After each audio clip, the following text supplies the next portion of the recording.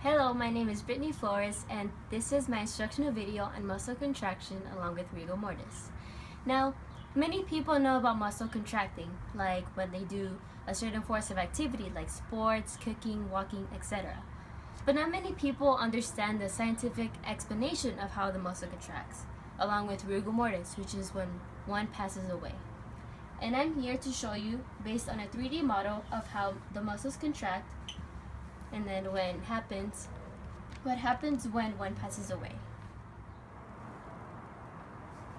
Okay, so the first step comes from a signal from the brain, as around here, and it meets its way down the axon terminal, as you see here, by this red. Once the axon terminal has the signal, neurotransmitters are released so that the signals goes along the synapse, and receptor cells are going to the sarcolemma. This pin is indicating the signal. Once the action potential makes its way through the sarcolemma and sarcoplasm, right here, it goes down the T-tubule. Once the action potential meets the bottom of the T-tubule, it meets with this receptor, indicated red as well. Now it meets its way to this other receptor, and it meets the sarcoplasmic reticulum, and this is where calcium is released. As you can see here, these yellow balls indicate the calcium ions.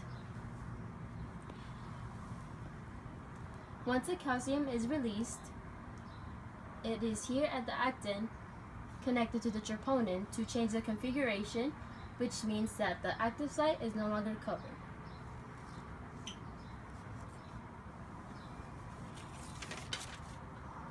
At the same time this is happening, ATP comes in along to make these myosin, as you see here, the green, go to the high energy configuration.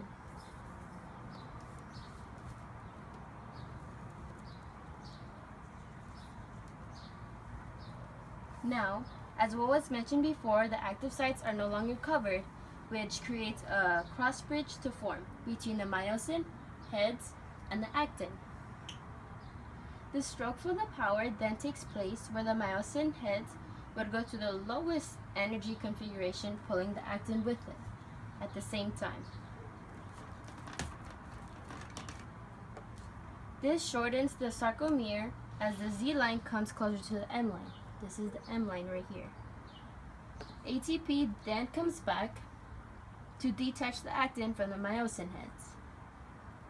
The placed calcium on the actin then leaves the troponin, and the tropomyosin covers the active sites,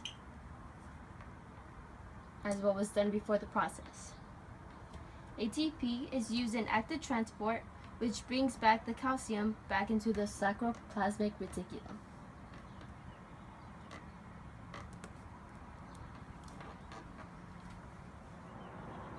Now, onto the rigor mortis. When a person dies, their body can no longer produce ATP, but the ATP that has already been produced by the muscle cells is used by the myosin heads in order to move them to the high energy configuration. These are the myosin heads, and they're moving to their highest configuration. Now, since ATP is no longer found in the cell, active transport of calcium is then going to the sarcoplasmic reticulum, and then what happens is a release of calcium ions.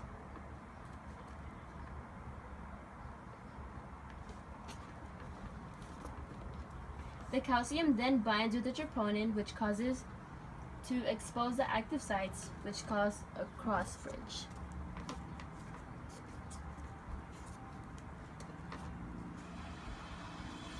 The power stroke then occurs, causing the muscle to contract. But since there's no longer ATP from the person not being alive anymore, the muscles can no longer relax, so they permanently stay this way. This is called rigor mortis. This is it, and thanks for watching. Hope you learned something new today.